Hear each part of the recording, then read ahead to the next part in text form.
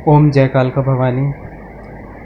जो व्यक्ति साधना मार्ग से है और जो साधना करना चाहता है, आखिर वो ब्रह्मचार्य का पालन करना कैसे आरंभ करें, अपनी अपनी काम इंद्रियों को वो कैसे मन से निकाल दें।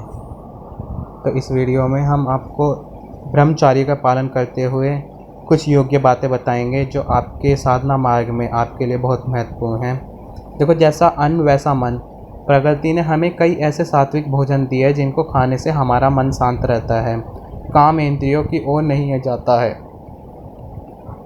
जो मैं बात बता रहा हूँ आपको उन्हें ध्यान देना है, क्योंकि देखो, जो भगत है, जो साधक है, उन्हें ब्रह्मचार्य का पालन अवश्य करना चाहिए, क्योंकि उनके साधना काल में किए गए इस पालन का अनेक प्रकार का लाभ उन्हें मिलता है। वरना आपकी साधना एक तरह से अधूरी रहती है या फिर ठीक ठाक नहीं होती जो ब्रह्मचार्य का पालन नहीं करता अपनी साधना में, अपनी उपासना में। तो देखो, सपने में आपने अगर आप इन सब बातों को ध्यान दोगे तो सपने में भी अपना ध्यान काम इंद्रियों की ओर नहीं जाएगा। ये सब खाने पीने वाली सात्विक वस्तुएं है। जैसे कि अगर आप ये उपाय करते हैं तो कुछ मैं आपको उपाय बता दूंगा जिससे आप ब्रह्मचार्य का पालन आराम से कर सकते हैं। जैसे कि आंवले का जूस होता है, ये एक ब्रह्मचारी को प्रतिदिन खाना खाने के 1 घंटे पहले पीना चाहिए। आंवले का जूस मनुष्य के शरीर पर बहुत लाभ करता है, लेकिन इससे सबसे बड़ा लाभ ये है कि यह मनुष्य के मन की जो काम वासना है, काम इंद्रियों को दूर रखता है, उन्हें शांत रखता है। दूसरी जो वस्तु है वो है गोंद कतीरा। गोंद कतीरा को गाय के दूध और धागे वाली मिश्री के साथ खाने से 1 घंटा पहले पीने से काम इंद्रियों से मन बचा रहता है। तीसरी जो चीज़ है वह है शतावर चूर्ण। शतावर चूर्ण 4 ग्राम खाना खाने से 1 घंटा पहले पीने से मन की जो काम इंद्रिया है वो उससे दूर रहता है। अगर आप प्रतिदिन इन तीनों चीज़ों का सेवन करते हैं तो आपको स्त्री स्पर्श नहीं करेगी, आपके मन में काम इंद्रिया नहीं जागृत होगी। यह सभी चीज़ें एक साधक, एक भगत को ज़रूर अपने दैनिक जीवन में, क्योंकि जो लोग साधना करते हैं उनके लिए बहुत महत्वपूर्ण है। यह सब चीज़ें सात्विक और ठंडी तासीर वाली होती है।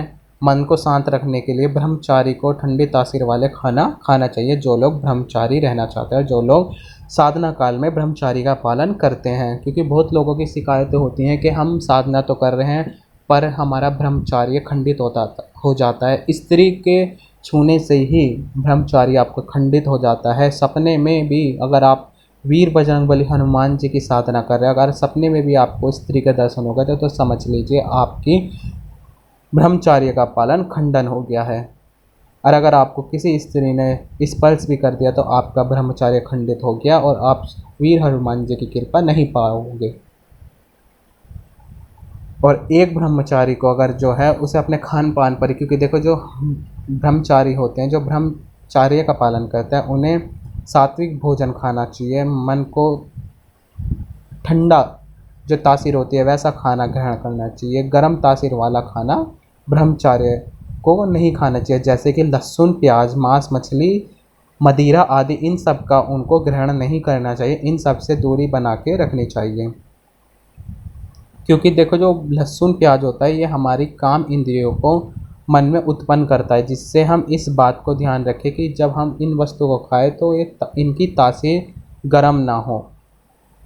ऐसे भोजन को ग्रहण ना करें जिसमें लहसुन, प्याज, मांस और मछली हो। जब तक आप साधना कर रहे हैं, मैं ये नहीं कह रहा कि आप हमेशा सदैव ब्रह्मचारी रहे, क्योंकि इस युग में ब्रह्मचार्य रहना एक बहुत बड़ी बात है। पर जब साधना काल में हो तो आप इस ब्रह्मचार्य नियम का पालन जरूर करें, इन सब चीज़ों को त्याग दें। और आप अच्छी तरह से, अगर आप ब्रह्मचार्य का पालन कर रहे हैं तो दिन में 2 से 3 बार श्री हनुमान चालीसा का पाठ करें और 3:10 से या 4:10 से ब्रह्म मुहूर्त में उठें, सूर्य नमस्कार करें और ओम नमो नमः का जाप कर सकते हैं। आप सुबह, अगर आप ब्रह्मचार्य का पालन करते हैं, जो व्यक्ति ब्रह्मचार्य का पालन करता है उसे ब्रह्म मुहूर्त में 3 बजे या 4 बजे तक ध्यान साधना करनी चाहिए। उस समय ब्रह्म मुहूर्त होता है और उसमें आपको ओम नमो नमः का जाप करना चाहिए। जितना संभव हो सके एक ब्रह्मचार्य को रात को ठंडे जल से नहाकर सोना चाहिए।